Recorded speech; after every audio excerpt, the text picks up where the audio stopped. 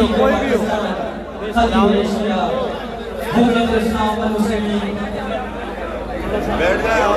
بھیا بھیا بیٹھ جائے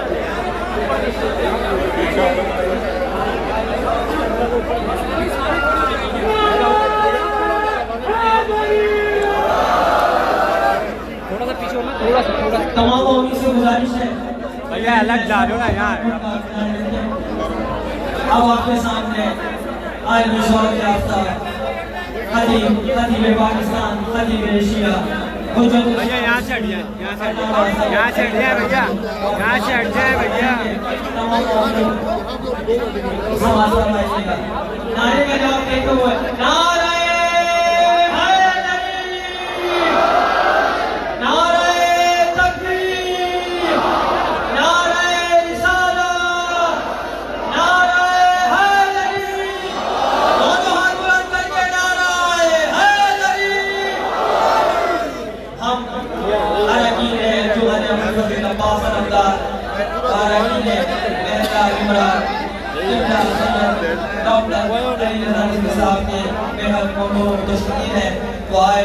اور قبلہ نے ہمیں اپنی دعوت قبول کی اولاد کی توفیق عطا فرمائے آواز بلند نعرہ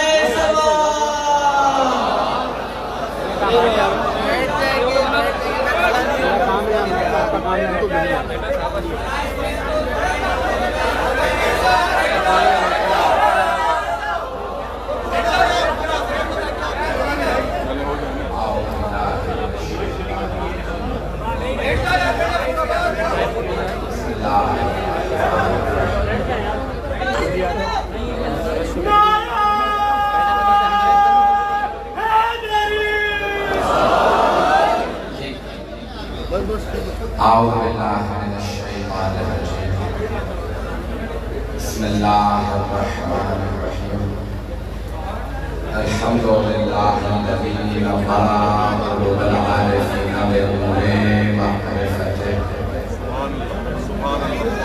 وأحمد فؤاد أنبيائه وأوليائه بقصص الأنبياء والمرسلين وأكمل إيمان المسلمين والمؤمنين بولاية علي أمير المؤمنين عليه السلام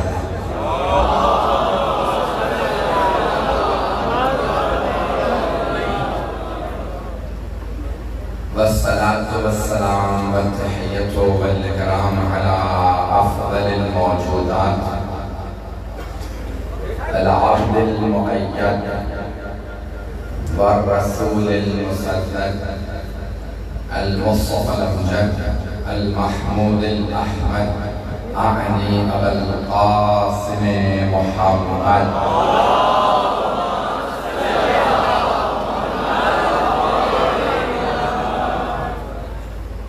وعلى روحه ونفسه وصحره ومسيه سيد الأتقياء والأصفياء مولى الموالي إمام المتقين علي بن أبي طالب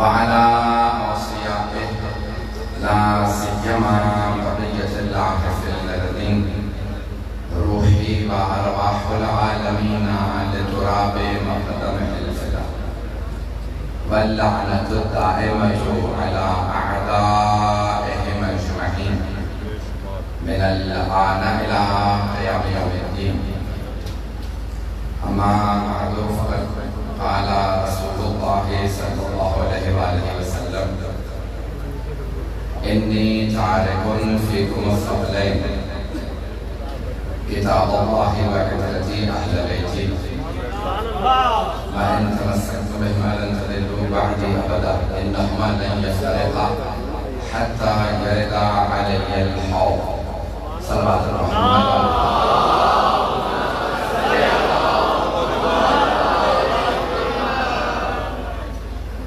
سب سے پہلے آپ تمام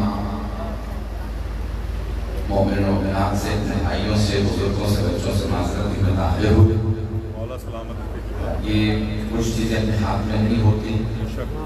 ابھی لاڑکانہ سے دوسرے شہروں میں ہوتے ہوئے ہم پہنچے.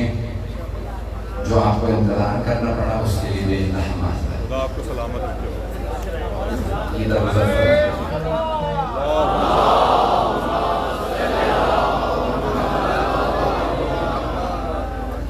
ایک اور بند کر دیں سر. میں نے حدیث ثقلین کا انتخاب کیا. مشہور معروف حدیث نبوی ہے. حبیب خدا نے فرمایا انی تارکن، میں چھوڑے جا رہا ہوں، فیکم، تمہارے درمیان، الثقلین، 2 گرم قدر چیز، کتاب اللہ کی کتاب، وعطرتی اہل بیتی، اپنی عطرت اپنے اہل بیت. ان سے مخاطب ہے رسول خدا؟ صحابہ سے.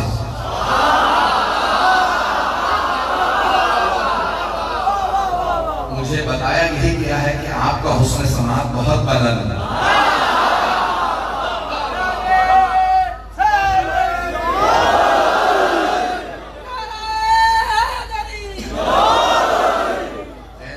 میں نے بہت نام سنا ہے اور بہت تعریف سنی ہے. بہت سے مومنین سے دنیا بھر میں ملاؤں، کراچی میں بھی موجود ہیں، یورپ میں، امریکہ کہیں چلے جائیں موجود ہیں. آپ کے عزاداری کا ایک نام ہے، آپ کی تعریف ہے. تو میں کوشش کروں گا کہ آپ کے معیار پہ پورا اتروں. جو پیش کروں اسے قبول فرما لیجیے گا.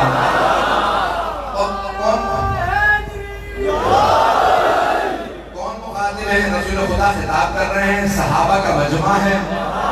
تو آپ فرماتے ہیں انی تارکن، میں چھوڑے جا رہا ہوں، فیکم، تمہارے درمیان، الثقلین، 2 گرام قدر چیزیں. میں چھوڑے جا رہا ہوں تمہارے درمیان. امت سے خطاب ہے صحابہ کے ذریعے. ساری امت سے فرما رہے ہیں لیکن مخاطب ہیں صحابہ، سامنے ہیں صحابہ. توجہ ہو، سارا مجمع میرے اس جملے میں توجہ کرے گا. تو حبیب خدا فرما رہے ہیں میں چھوڑے جا رہا ہوں تمہارے درمیان 2 گرام قدر چیزیں. صحابہ سے خطاب کرتے ہوئے فرما رہے ہیں میں تمہارے درمیان 2 گرام قدر چیزیں چھوڑے جا رہا ہوں. تو ایک بات واضح ہو گئی، جن میں چھوڑے جا رہے ہیں وہ اور ہیں.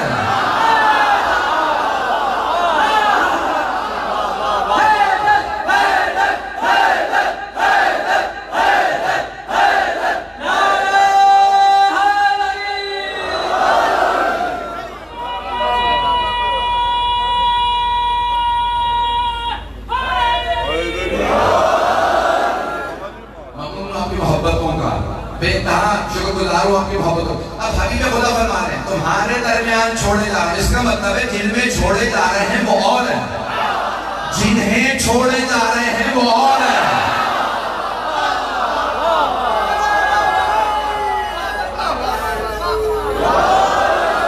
اپنے انداز سے ایک اور جملہ پیش کر دوں کہ اگر کوئی نوجوان کے بچہ ابھی تک نہ پہنچا ہو، حبیب خدا فرما رہے ہیں میں چھوڑے جا رہا ہوں تمہارے درمیان 2 گرام قدر چیزیں. جن میں چھوڑے جا رہے ہیں ان پہ اطاعت واجب ہے، جنہیں چھوڑے جا رہے ہیں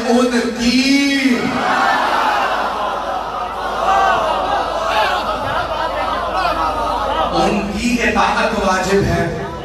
ایک اور انداز سے اگر چاہیں گے تو پیش کر دوں. حبیب خدا فرما رہے ہیں انی تارکن، میں چھوڑے جا رہا ہوں. یہ نہیں فرمایا میں بنا رہا ہوں. سارا مجمع نہیں ہے. سارے میں جانتا ہوں کہ آپ بہت ہی حیثیت میں بیٹھے ہیں، پہلو نہیں بدل سکتے. مجھے اندازہ ہو جاتا ہے مجمع کو دیکھنے کے بعد. گھنٹوں سے بیٹھے ہیں، شب داری ہے، جناب سیدہ قبول فرمایا آنا. بھئی جملے کو سنیے گا. پیغمبر فرما رہے ہیں میں چھوڑے جا رہا ہوں، بنا نہیں رہا. بنانا کام ہے اللہ کا.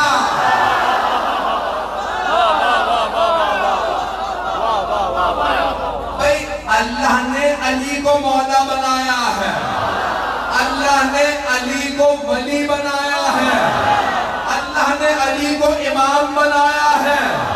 پیغمبر نے نہیں بنایا، اللہ نے بنایا. پیغمبر نے بتایا ہے.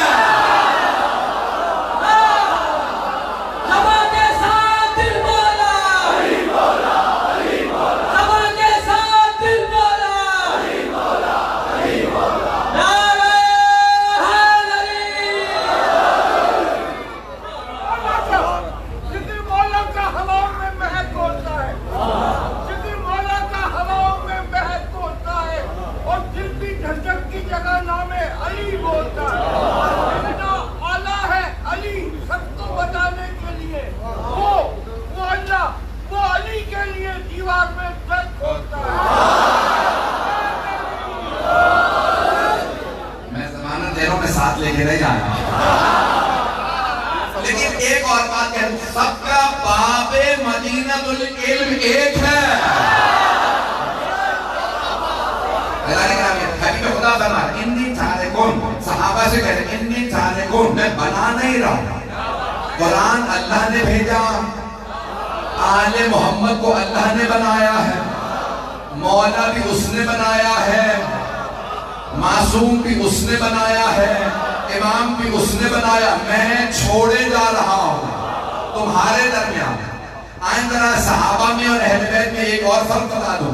اگر سوشل میڈیا پہ سن لیا ہو نا میرے ان جملوں کو، پھر بھی دوبارہ محبت سے سن لیجیے گا. اگر سن لیا ہو تب بھی محبت سے سنیے گا. صحابہ میں اہل بیت میں بہت بڑا فرق ہے. صحابہ وہ ہے جو آیتوں کے نزول کا انتظار کرتے ہیں. آیت آئے تو ہم عمل کریں. آیت آئی اقیموا الصلاۃ، انہوں نے نماز قائم کی. آیت آئی وآتوا الزکاۃ، انہوں نے زکوٰۃ ادا کی. آیت آئی روزے کی، یا ایھا الذین آمنوا کتب علیکم الصیام، تم پہ روزے فرض کر دیے گئے، انہوں نے روزے رکھے. آیت آئی وَلِلَّهِ عَلَى النَّاسِ حِجُّ الْبَيْتِ مَنِ اسْتَطَاعَ إِلَيْهِ سَبِيلًا، کہ اللہ نے اپنے گھر کے حج کو فرض قرار دیا جن کے پاس استطاعت ہو. صحابہ حج پہ چلے گئے. آیت آئی خمس کی، انہوں نے خمس نکالا. آیت آئی جہاد کی، صحابہ جہاد پہ چلے گئے. البتہ بھاگنے کی کوئی آیت نہیں آئی.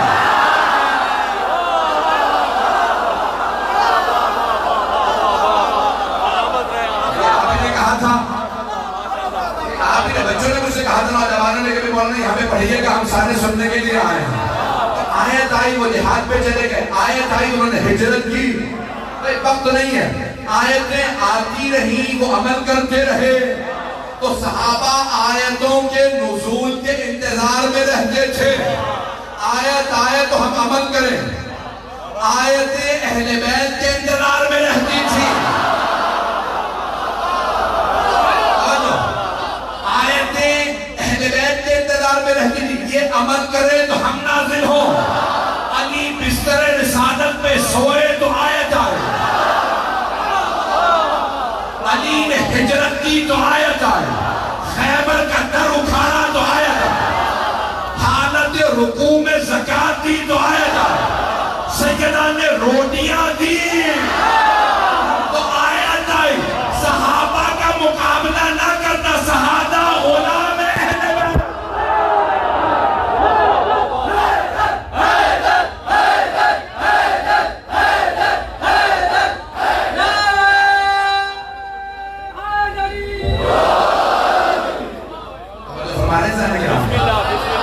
صحابہ انتظار کرتے ہیں آیت آئے تو ہم عمل کریں. اہل بیت وہ ہیں جن کے انتظار میں آیتیں رہتی ہیں. یہ عمل کریں تو ہم نازل ہوں. یہ عمل کرتے ہیں تو آیتیں نازل ہوتی ہیں. توجہ ہو، محبت سے جسے سن رہے ہیں. حبیب خدا نے فرمایا انی تارکون، میں چھوڑے جا رہا ہوں تمہارے درمیان دو گرم قدر چیزیں، کتاب اللہ باقی طرح کی اہل بیت. نہیں کہا قرآن. یہ چند بڑا کا پہنچنا کافی نہیں، سارے بندے کی توجہ. آپ نے کہا قرآن اور اہل بیت. آپ نے کہا اللہ کی کتاب اور اپنی عدرت اپنے اہل بیت. نہیں کہا قرآن، کیونکہ قرآن ہے قراءت سے. سننے والے سارے صحابہ عرب تھے. کسی نے اعتراض نہیں کیا. کتاب کہاں ہے؟ اس کا مطلب ہے ان سب کو پتا تھا جو علی کو لکھوائی ہے وہی چھوڑے جا رہا ہے.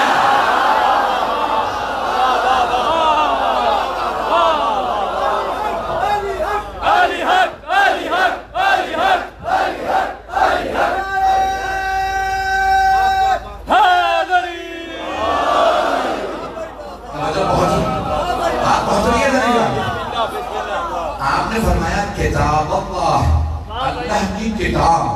کتاب کہتے ہیں مکتوب شے کو، جو لکھی ہوئی ہو وہ کتاب ہے، جو سنائی جائے وہ قرآن ہے. تو حبیب خدا نے یہ نہیں کہا قرآن، مقصود وہی قرآن ہے. لیکن آپ نے فرمایا اللہ کی کتاب چھوڑے جا رہا ہوں.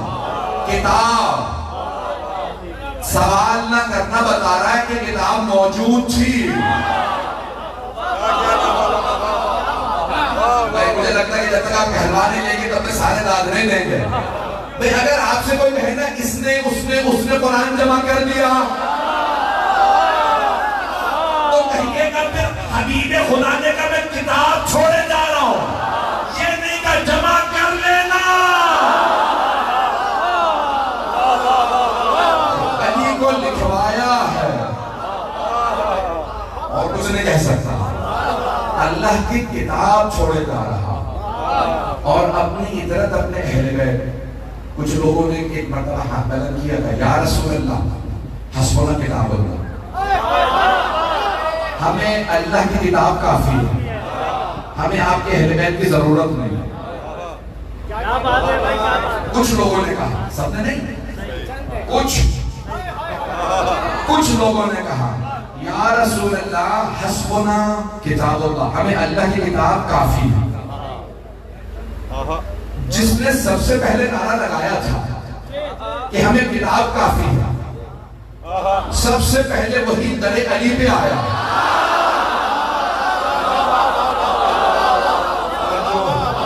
یا علی جنگ یمامہ میں 500 حفاظ شہید ہو گئے, ہم قرآن جمع کر رہے ہیں, ذرا نظارت کیجئے. ضرورت نہیں ہے, میرے پاس موجود ہے. یعنی آپ کا قرآن نہیں چاہیے, ہم خود جمع کریں گے, آپ نظارت کیجئے گا. نہیں, قرآن موجود ہے. توجہ, حبیب خدا سے کہا کتاب کافی. مولا نے کہا قرآن دیتا ہوں تو کہا نہیں. اہل بیت سے کہا آپ کا قرآن بھی نہیں چاہیے. تو پیغمبر کی بات سچ ہو گئی نا, جو ایک کو چھوڑے اس نے دونوں کو چھوڑ دیا.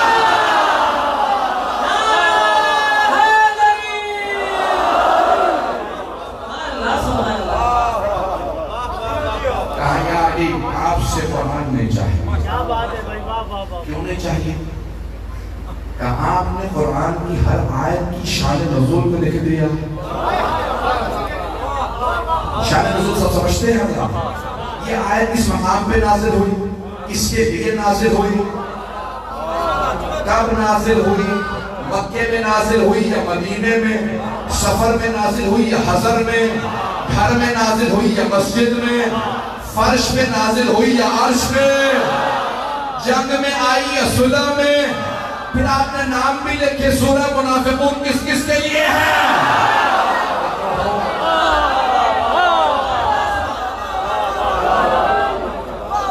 آپ نے ہر آیت کا شان نزول لکھ دیا.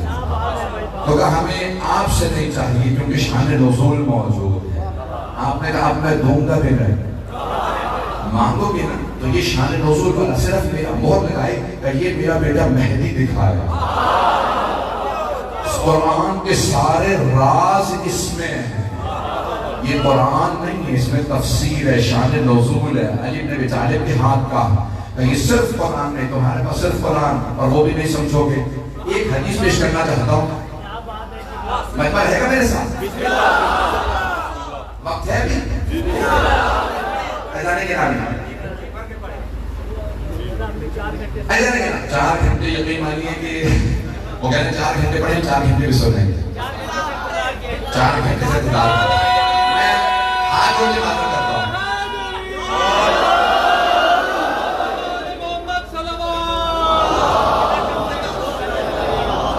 علماء حق کی صحت و سلامتی کے لیے بلند کر سلام. توجہ ہو سارے بات. یہ امام غزالی نے اپنے احیاء العلوم میں بھی لکھی ہے, اور ہمارے یہاں فیض کاشانی نے حدیث المحجۃ البیضاء میں تحریر فرمائی. تو سب جگہ پہ یہ حدیث موجود ہے. توجہ میرے ساتھ, تو یہ حدیث ہر جگہ موجود ہے سرور کائنات کی. توجہ میرے ساتھ کہ آپ نے فرمایا رب تعالی القرآن والقرآن یلعنہ. توجہ, میں معذرت بھی کر رہا ہوں کہ 4 گھنٹے سے بیٹھے ہیں, بہت اللہ انتظار نہیں کر رہا ہوں. ربا تالی القرآن حبیب خدا سرور کائنات نے فرمایا ربا تالی القرآن والقرآن یلعن. بہت سے قرآن کی تلاوت کرنے والے ہیں جن پہ خود قرآن لعنت کرتا.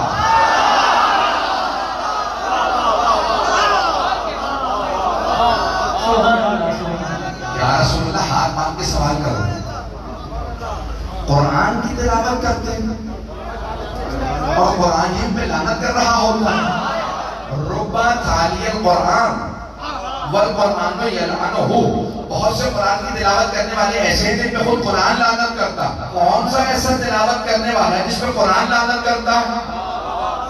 تو حبیب خدا نے فرمایا علی مع القرآن والقرآن مع علی. علی قرآن کے ساتھ ہے، قرآن علی کے ساتھ. جو علی کو چھوڑ کے قرآن پڑھے خود قرآن اس پہ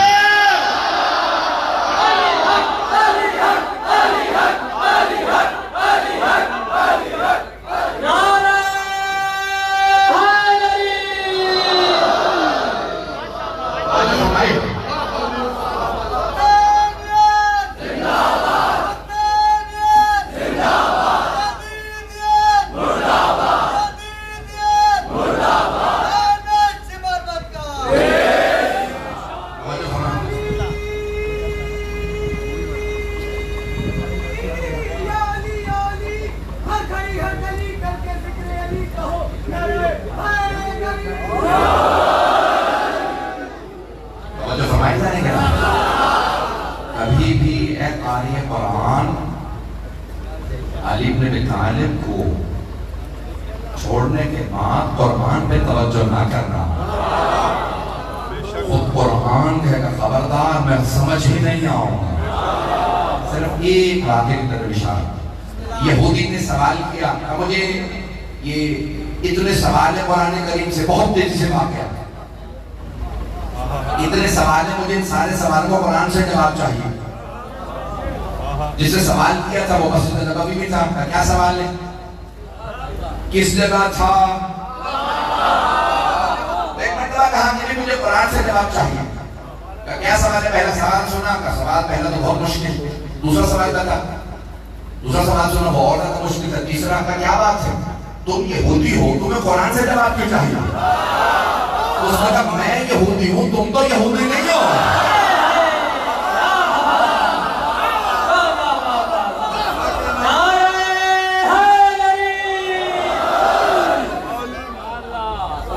میں یہودی ہوں جو قرآن سے جواب چاہیے.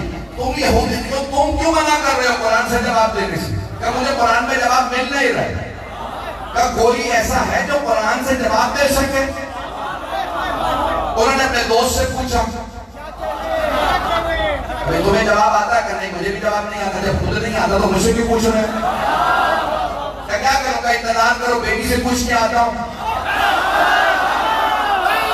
شاید بیٹی کو پتا ہو کسی بیٹے کو پتا ہو.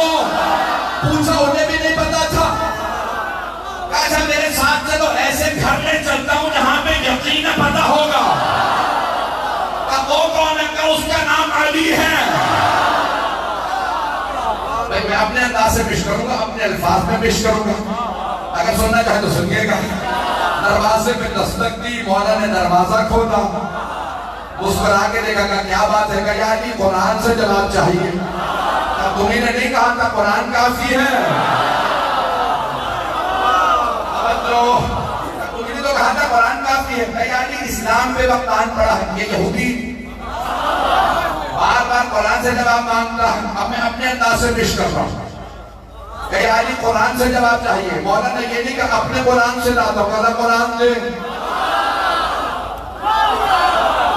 سوال کرنے والے کے ہاتھوں سے قرآن لیا بغیر دیکھے. مولا نے قرآن کھولا. کہا یہاں جواب ہے. اس نے کہا یا علی بغیر دیکھے آپ نے کیسے بتایا؟ میں نے کہا نا میں اپنے انداز سے پیش کروں گا. کوئی آپ شاید پہلی دفعہ سن رہے ہوں. مولا نے ایک جیسے کھولا بغیر دیکھے. کہا یہاں جواب ہے. کہا اس نے بھی آیت نہیں پڑھی. کہا یا علی یہ بغیر دیکھے آپ نے کیسے بتایا؟ تو مولا نے اس انداز سے کہا ہوگا اگر دیکھ کے بتاؤں تو بارش سے قرآن ہی نہیں.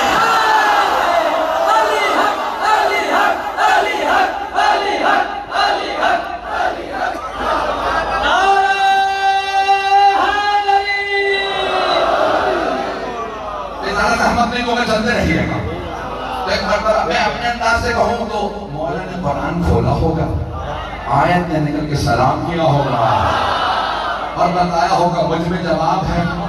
ایک بات اور باتیں ہو گئی, قرآن جب غاصبوں کے ہاتھ میں جائے تو حق چھپا لیتا, جب وارثوں کے ہاتھ میں آئے تو حق کھول دیتا ہے.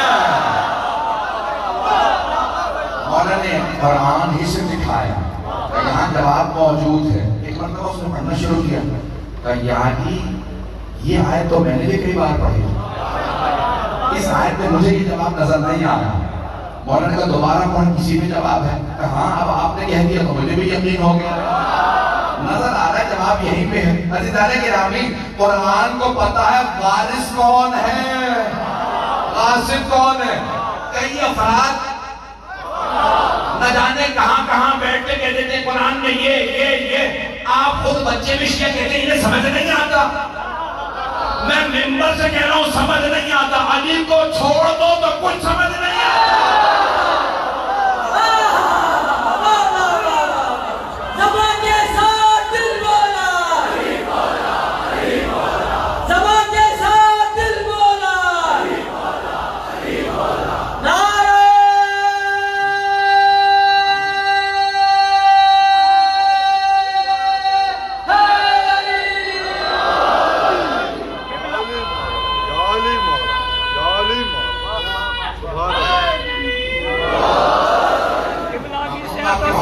کے لیے بلند سلوات.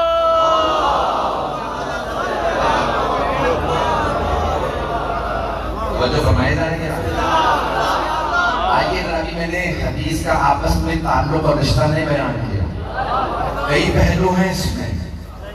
اور حبیب خدا فرما رہے ہیں میں 2 گراں قدر سے چھوڑا, اللہ کی کتاب اور اپنی اطرت اپنے اہل بیت.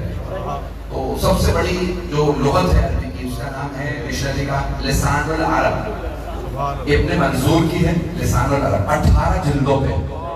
تو میں نے کھولا وہاں پہ دیکھوں اطرت کے معنی کیا ہے, توجہ. تو ابن منظور نے یہ لکھا اطرت اخص و اقربائی, کسی آدمی کے سب سے قریبی رشتہ داروں کو اطرت کہا جاتا. انہیں سب سے, صرف قریبی نہیں, قریبی تو بہت ہوتے ہیں, سب سے قریبی رشتہ داروں کو اطرت کہا جاتا. تو اب پیغمبر فرما رہے ہیں کہ اطرت ہی اہل بیت, اپنے اہل بیت میں تو جو سب سے قریبی ہیں انہیں. تو آئیں ذرا امہات المومنین سے پوچھتے ہیں پیغمبر سے سب سے قریبی کون. تو ایک ام المومنین کہتی ہیں کہ میں نے دیکھا جب پیغمبر اسلام سفر میں جاتے تھے تو سب سے آخر میں سیدہ سے ملتے تھے, اور جب سفر سے واپس آتے تو سب سے پہلے سیدہ سے ملتے تھے. میں نے پوچھا یا رسول اللہ اس میں کیا حکمت ہے, کیا راز ہے؟ جب آپ سفر میں جاتے تو سب سے آخر میں سیدہ سے ملتے, اور جب واپس آتے سب سے پہلے. تو آپ نے مسکرا کے فرمایا کیونکہ میں نہیں چاہتا مجھ میں اور سیدہ میں فاصلہ زیادہ, یہ مجھے سب سے زیادہ محبوب ہے, نہیں پہنچا سکا. امت کے بیٹوں کو بتا دیجئے ماں کی مان لو پیغمبر کی سب سے قریبی فاطمہ.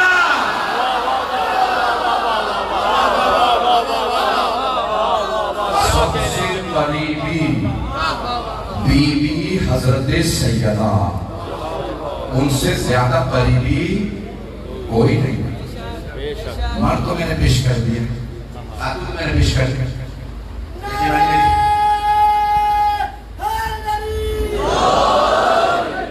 سب سے قریبی بھی سیدہ رسول اللہ, اطرت میں سب سے قریبی بی بی بنابر فرمانے امہات المومنین, امت کے بیٹوں کو بتا دو. امہات المومنین نے کہا رسول خدا کو سیدہ سے زیادہ کوئی دنیا میں عزیز ہی نہیں تھا, اس سے زیادہ تجھے کیا پیش کروں گا.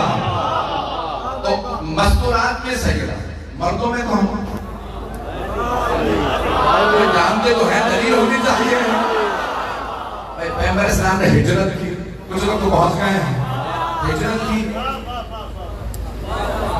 مکے والے مہاجر مدینے والے انصار، تو آپ نے مواخات پڑھا.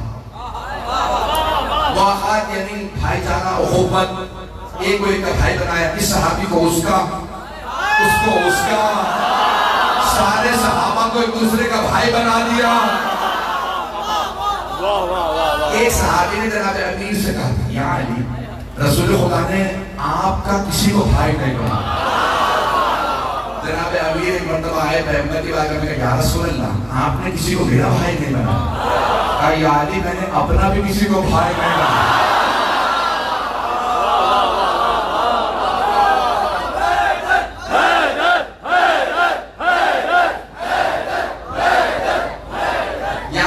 اپنا بھی کسی کو بھائی نہیں بنایا. یعنی کیونکہ نہ مجھ جیسا کوئی ہے نہ آپ جیسا کوئی ہے، تو امت کے بیٹوں کو بتا دو اب نہ کہیں محمد ہم جیسے.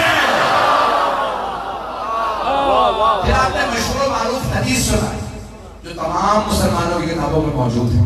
یا علی انت اخی فی الدنیا والآخرہ. یا علی آپ دنیا اور آخرت میں میرے بھائی ہیں. اب میں اپنے انداز سے جملہ پیش کروں گا. پیغمبر نے جیسا صحابی دیکھا ویسے کا بھائی بنایا. جو جیسا تھا ویسے کا بھائی. اب پیغمبر فرما چکے تھے انا و علی من نور اللہ ہے، میں اور علی ایک ہی نور کے دو ٹکڑے ہیں.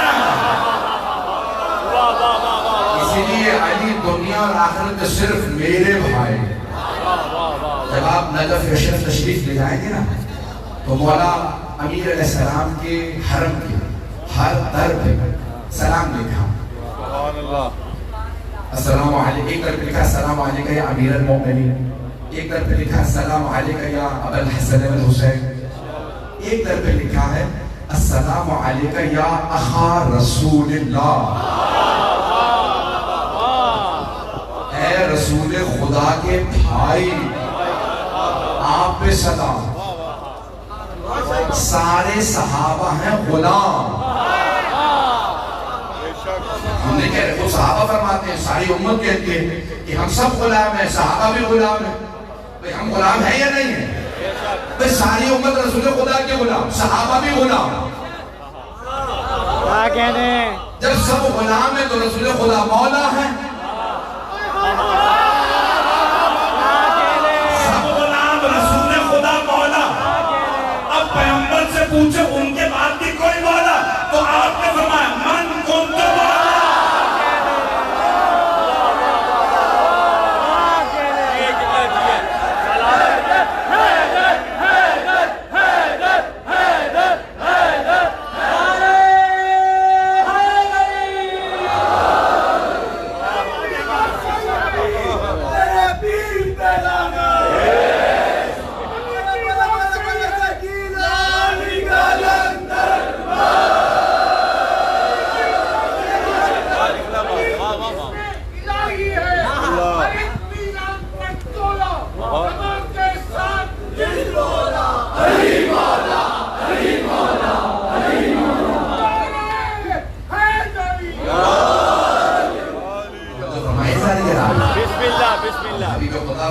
جس کا میں مولا اس کے علی مولا. تو اب جو رسول خدا کا غلام ہے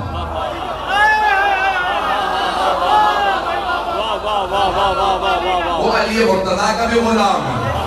توجہ عزیزان گرامی، شاہ محدث ولی اللہ دہلوی نے لکھا تھا اللہ نے وہ تمام کے تمام معجزات، وہ تمام فضائل، وہ تمام مناقب جو تمام انبیاء کو دیے اکیلے رسول خدا کو دیے، بلکہ جو انہیں نہیں دیا وہ بھی انہیں عطا کیا.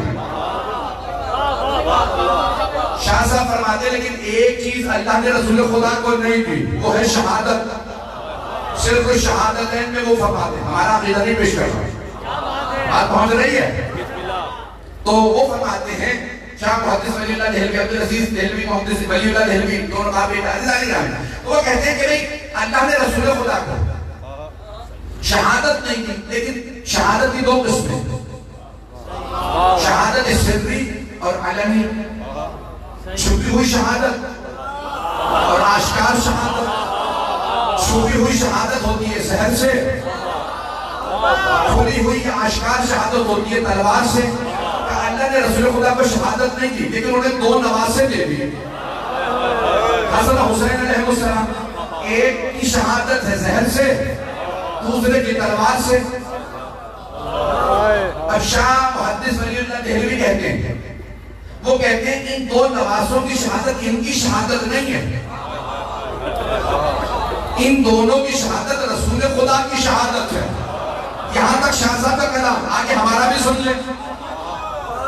میں کہوں گا شاہ صاحب بہت اچھا فرمایا آپ نے، ان دو نواسوں کی شہادت ان کی شہادت نہیں ہے، رسول خدا کی شہادت ہے. تو پھر یہ بھی مانیں ان دونوں کا قاتل ان کا قاتل نہیں ہے.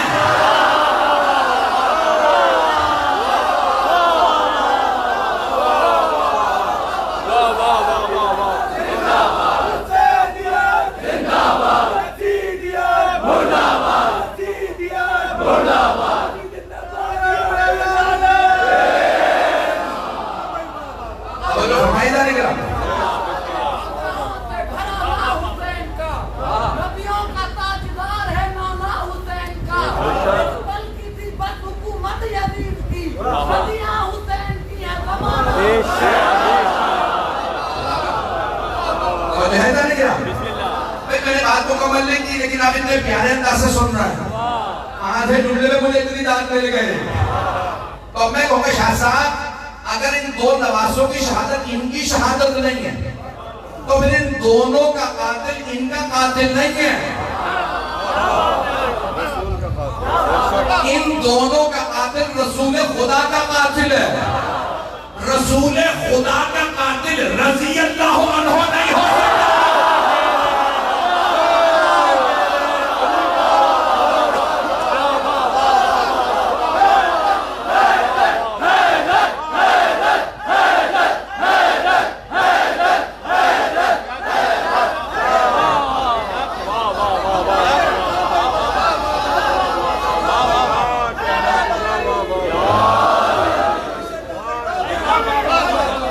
دونوں آپ کی محبت ہوگا تو ہر پیارے انداز سے سن رہا ہے. کربلا میں ایک بہانہ تھا علی کا لوٹ کو، کربلا میں ایک بہانہ تھا علی کا لوٹ کو لینے والے نے دیا تھا جہان مصطفیٰ، جانے مصطفیٰ، مہمان مصطفیٰ.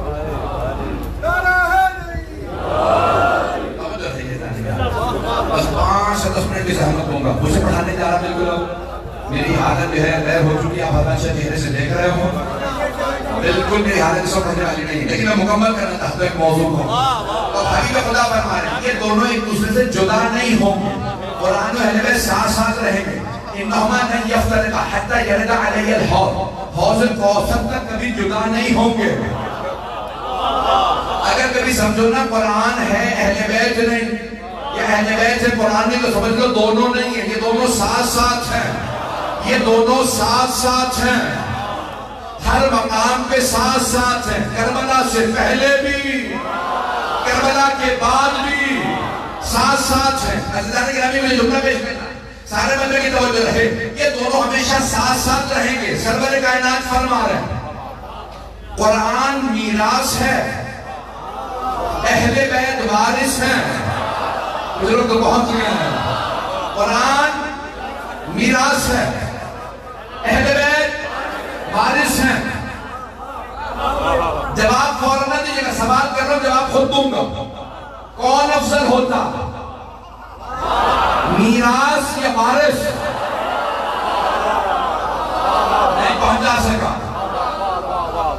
مثال کے طور پہ میں کہتا ہوں کہ بھئی یہ کولر یا یہ لاؤڈ اسپیکر یہ میری میراث ہے، میں وارث ہوں، یہ میراث ہے.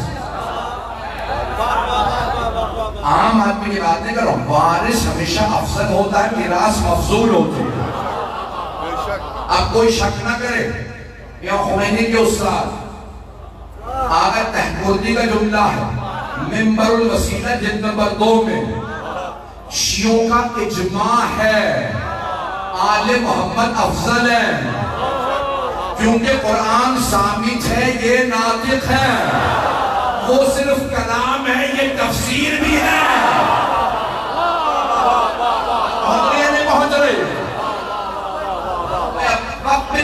مجھ میں طاقت بھی نہیں. جملہ پیش کرنا چاہتا ہوں. تو قرآن میراث، اہل بیت وارث. سارے مسلمان کہتے ہیں خبردار قرآن پہ کوئی کتاب نہ رکھنا. یہ ایسا ہے جیسے تم نے اس کتاب کو قرآن پہ مقدم کر دیا. کیا کہنے، قرآن کو ہر کتاب سے اوپر رکھو. قرآن سے اوپر کتاب نہیں آ سکتی. جب میراث پہ کسی کو مقدم نہیں کر سکتے تو وارث پہ کسی کو.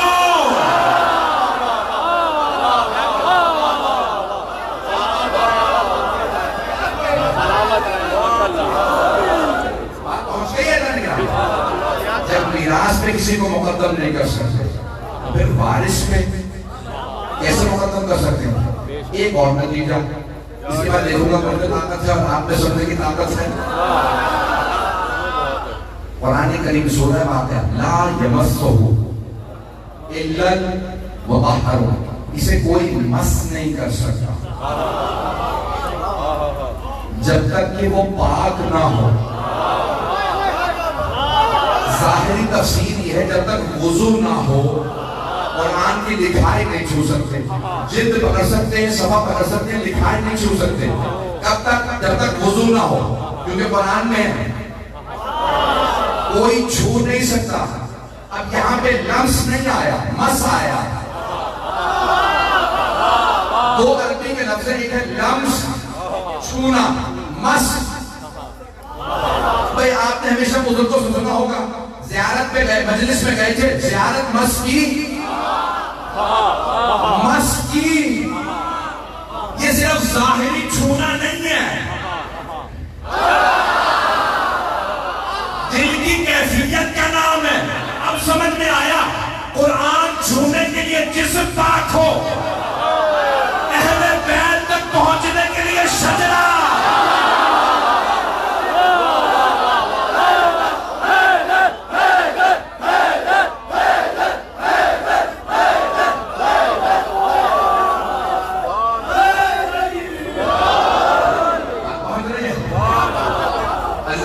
بات پہنچ رہی ہے. مس کرنے کے لیے پاک ہونا شرط، اسی لیے آل محمد تک آنے کے لیے شجروں کا پاک ہونا شرط. شجرہ پاک ہو تو انسان خود بخود علی بن جاتا، حسنی بن جاتا، حسینی بن جاتا ہے، مہدوی بن جاتا ہے اور فاطمی بن جاتا ہے. میں نے سب سے اختتام میں کہا کہ کوئی نتیجہ دینا تھا، فاطمی بن جاتا ہے. اور اگر کوئی مخالفت کر دے تو اس نے صرف سیدہ کی نہیں قرآن کی مخالفت کی. ایسا نہیں آنی قرآن اور اہل بیت ساتھ ساتھ ہے. صرف ایک واقعی کی طرف اشارہ. 12 بجے مسائل ہے، مجھے 11 بجے ختم کرنا تھا، 12 بج چکے ہیں. بالکل طاقت نہ لوگ دل نہیں پا رہے ہیں. اور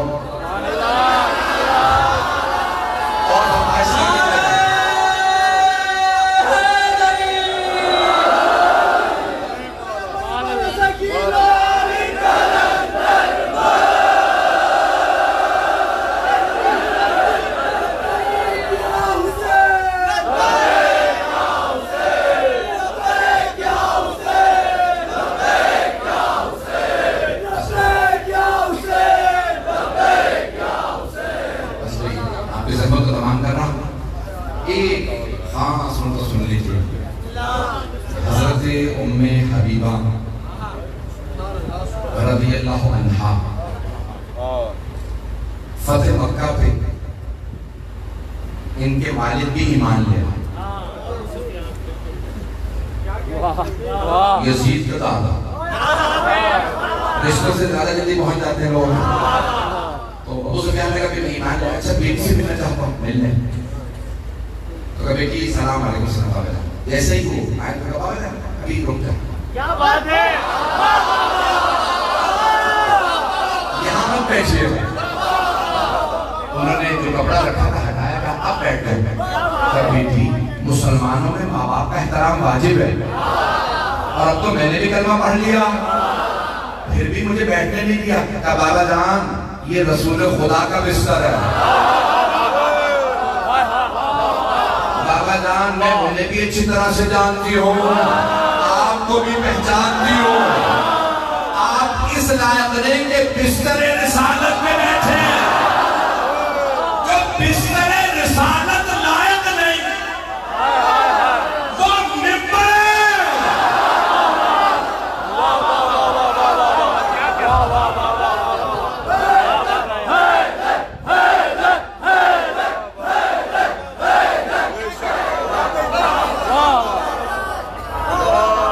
ممبر رسالت لائق کیسے ہو؟ شیطان کرام بس میں نے کہا تھا جہاں تک میں چل سکا تو اس سے زیادہ میں نے پڑھ لیا۔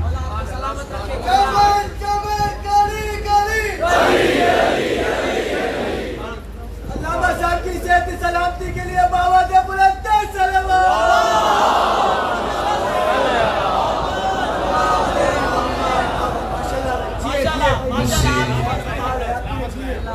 بیان کیا تھا معنی مجلس نے کہ اگر ہو سکے تو حضرت عباس علیہ السلام مصائب کو پڑھنا، ظاہراً شبیہ زیارت بھی برآمد ہو۔ مجھے بتایا کہ متعدد زیارات برآمد ہونے والی ہیں، اور مجھے یہ بھی بتایا گیا کہ یہاں مولا عباس کے مصائب کے لوگ بہت ہوتے ہیں۔ آج 4 بیویوں کو پرسہ دیجیے۔ پہلی بیوی جناب سیدہ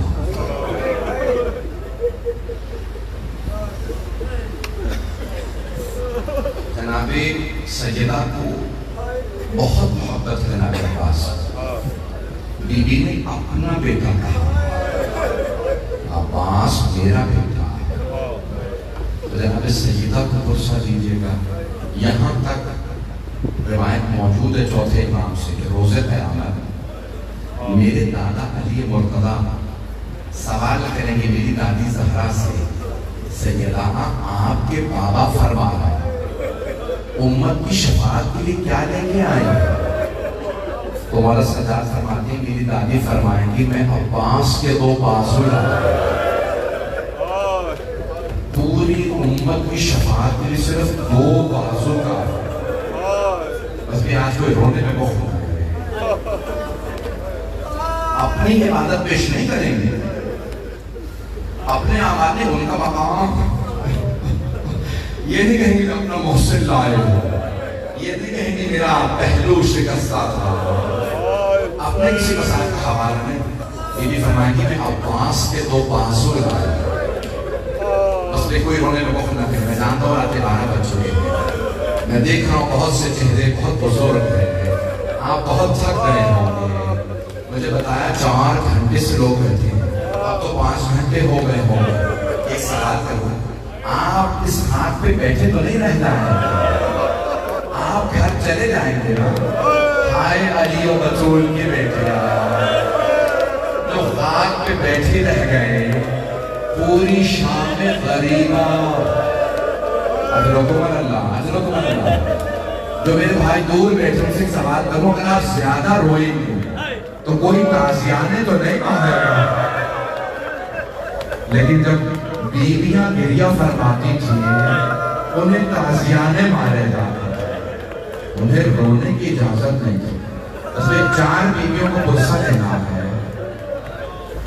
4 بیویوں، پہلی بیوی جناب سیدہ، دوسری بیوی جناب عباس کس کو پرسہ دیں گے، دوسری بیوی جناب ام البنین۔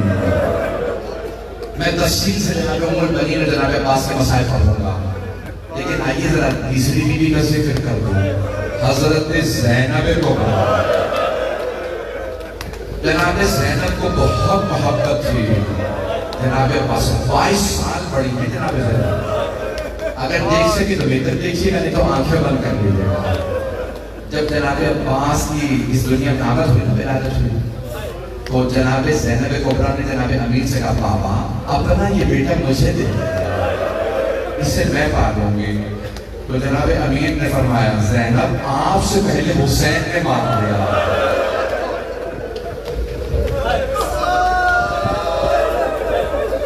اتنی محبت تھی اہل بیت علیہ السلام کو جناب عباس علیہ السلام سے. حضرت عباس کی بہت عظمت ہے. آج جو بھی منت اٹھائے گا منت پوری ہوتی ہے. کیوں؟ باب الحوائج ہے حضرت عباس.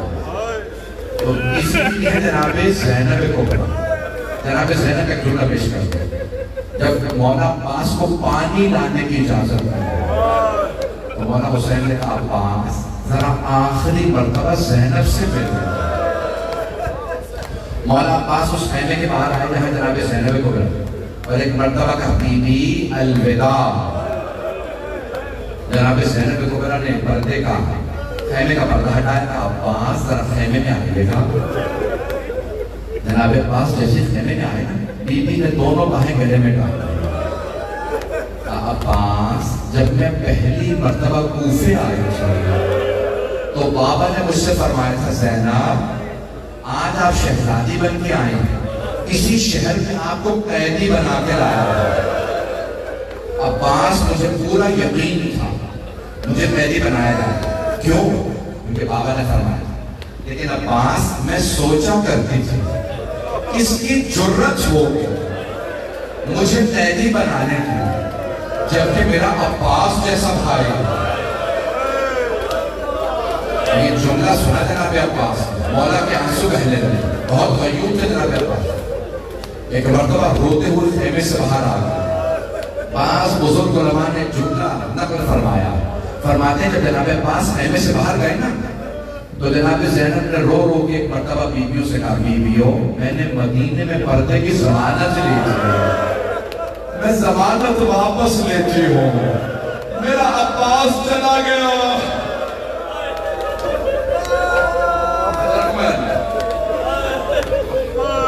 بس بھائی چوتھی بیوی کون ہے جنہیں غصہ دینا ہے؟ اب ضرور میری طرف دیکھیے. ایک 4 برس کی بیوی جن کے کانوں سے بالیاں اتارے. جناب سکینہ کو بڑی محبت تھی اپنے چچا عباس سے. آج کوئی آئے نہ آئے مولا عباس کے مسائل ہے. اگر کہیں میری بہنیں بیٹھ کے سن رہی ہے نا اپنے پہلو میں دیکھیے گا شام سے 2 بیویاں ضرور آئے گا.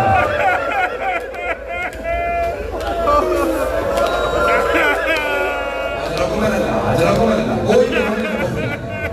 میرا وعدہ میں 5 سے 10 منٹ میں تمام کر دوں گا. بس بھائی 4 میں نے کہا تھا جناب ام البنین کے مولا عباس سے مسائل کو پیش کرنا. میں شہادت کا آخر میں جملہ پڑھوں گا. اگر میں نے دیکھا کہ ابھی بھی موقع ہے آئیں.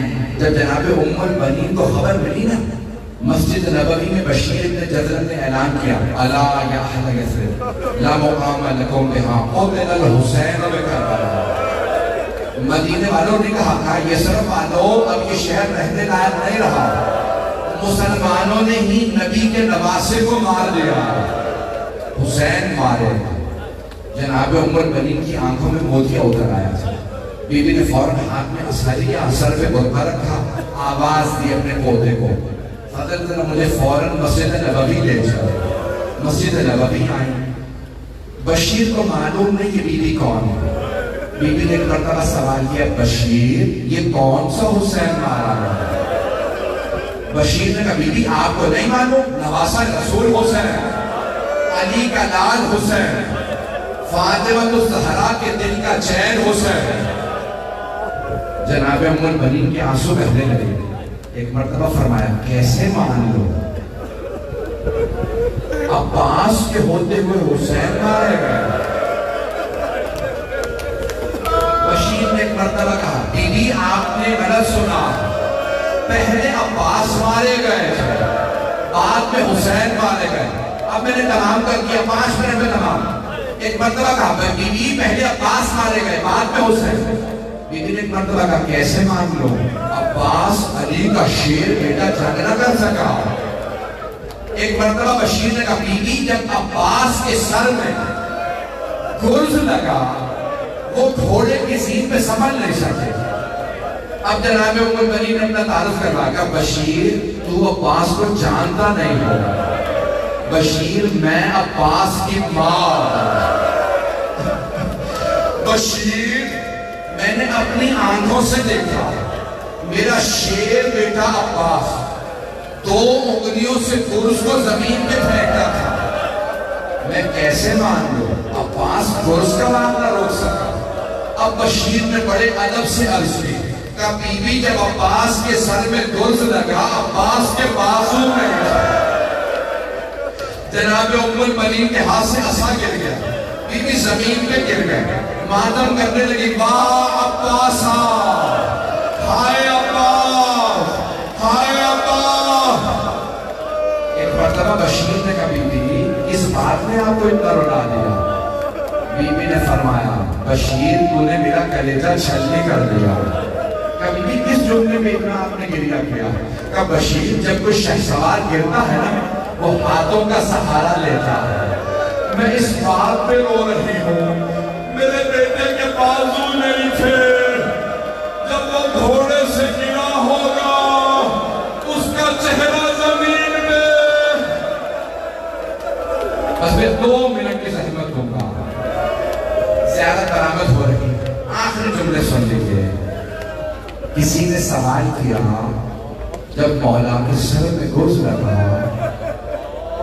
مولا نے زندگی میں پہلی مرتبہ مولا حسین کو مدد کے لیے بلایا، آقا میری مدد کو آئیے، اس میں زیادت آ گئی ہے۔ آخری جملہ سن لیجئے، ایک حرملہ ہے ملعون، اس نے تیر کمان میں رکھا، جب مولا عباس کے بازو نہیں نہ تھے قریب سے لوگ تیر مار رہے تھے، پورے سینے میں تیر تھے، حرملہ نے تیر چلایا دائیں آنکھ میں لگا، جب آنکھ میں کچھ ہو لوگ ہاتھ سے نکالتے ہیں، لیکن اگر دونوں ہاتھ قلم ہو گئے ہوں مولا نے سر کو جھٹکا تیر نہیں نکلا، ایک مرتبہ سر جھکایا دونوں گھٹنوں سے تیر کو پکڑا، جب تکلیف ہوئی کہ مولا میری مدد کو آئیے، یا عباس